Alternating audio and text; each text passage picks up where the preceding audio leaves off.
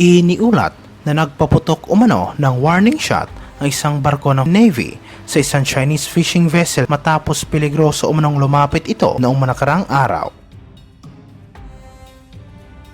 Dineploy ng Navy ang isa sa pinakabagong warship nito upang magsagawa ng monitoring at pagpapatrolya sa lugar nang bigla umano itong nilapitan ng isang fishing boat ng China.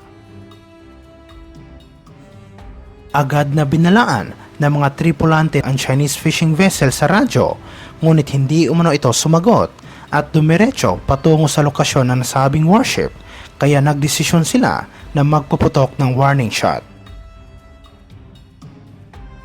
3 beses umanong nagpaputok ang Navy ng warning shot bago lumiko ang Chinese fishing vessel at sinabi ng mga crew na hindi umano sila magdadalawang isip na pasabugin ang fishing boat kung nagpumilit itong lumapit sa kanilang warship.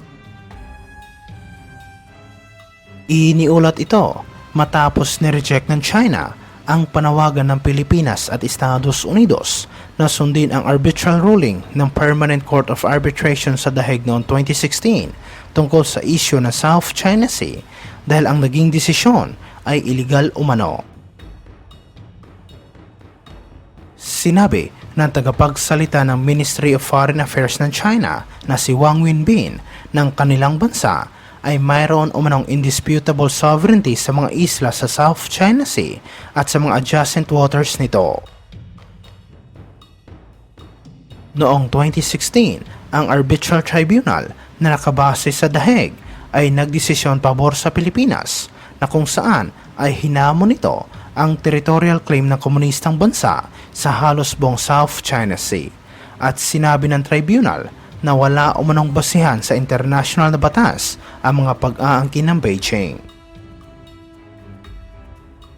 Nagbigay ng pahayag si Wang Wenbin matapos tanungin siya sa isang press briefing na magkomento sa sinabi ni US Secretary of State ng Estados Unidos ay maninindigan kasama ang Pilipinas laban sa anumang intimidasyon o pamimilit ng ibang bansa kabilang na sa West Philippine Sea.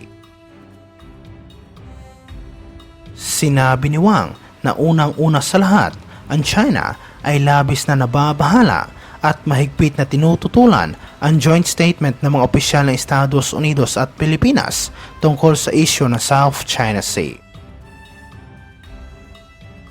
Sinabi niya na ang pahayag ng Pilipinas at Estados Unidos ay isang pagkakamali at naglalayong siraan ang lehitimo at legal na maritime law enforcement activity ng kanilang bansa sa South China Sea.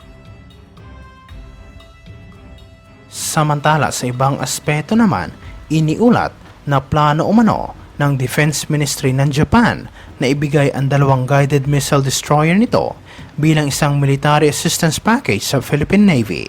at layon umano nitong mapalakas ang kakayahan ng Pilipinas na bantayan at protektahan ang West Philippine Sea laban sa mga ginagawang aksyon ng China sa lugar.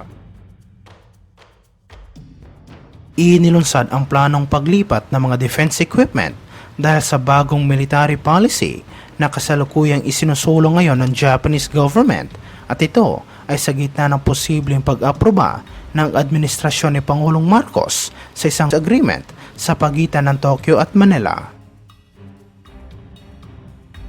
Ang pagbabahagi ng defense equipment at teknolohiya sa ibang bansa ay isang bagay na imposibleng gawin noon ng Japan, ngunit kamakailan lamang ang mga Hapon ay naging mas bukas tungkol sa ganitong posibilidad at sinabi ng ilang opisyal ng AFP na isa umano itong malaking tulong sa kanilang kakayahan.